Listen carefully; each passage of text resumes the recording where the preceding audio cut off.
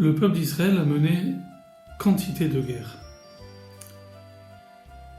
De manière schématique, il y a deux manières de combattre. La première, c'est combattre de manière conventionnelle, par l'épée, les armes. Et la deuxième, c'est combattre par le livre, par le nom de Dieu, par la confiance en Dieu.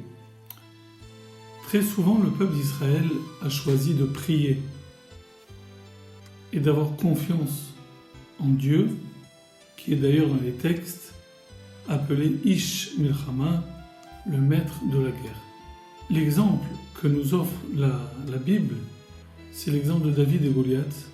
Lorsque David, tout jeune et inexpérimenté, s'approche de Goliath le Philistin, le géant, il le harangue et lui dit « Toi, tu viens vers moi avec l'épée, la lance et le javelot, mais moi je viens au nom de l'Éternel, Hachem Tsevaot, l'Éternel des armées. » Le même David décrira dans le psaume numéro 9 la confiance en Dieu en ces termes.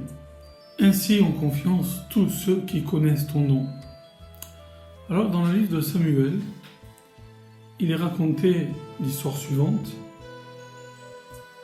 Un jour, Jonathan, le fils de Shaoul, le fils de Saül, dit à son serviteur, à son écuyer, « Viens, nous allons attaquer les Philistins qui est là de l'autre côté. »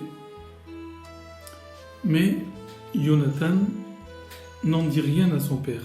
Shaoul, si vous voulez, était posté très loin avec son armée, loin de Jonathan et de son écuyer, donc il ne pouvait pas savoir ce que faisait Jonathan et son écuyer. Donc, Jonathan dit à son écuyer, « Viens, nous allons attaquer le poste de ces incirconcis. » Il parlait des Philistins. « Peut-être le Seigneur nous fera-t-il réussir, car pour lui, point d'obstacle. Qui en matzor en hébreu, qui en lachem matzor, il n'y a pas d'empêchement pour Dieu. Il peut donner la victoire au petit nombre comme au grand. Qui en lachem matzor, leoshia, il peut donner la victoire berav au bima'ad, au grand nombre comme au petit nombre.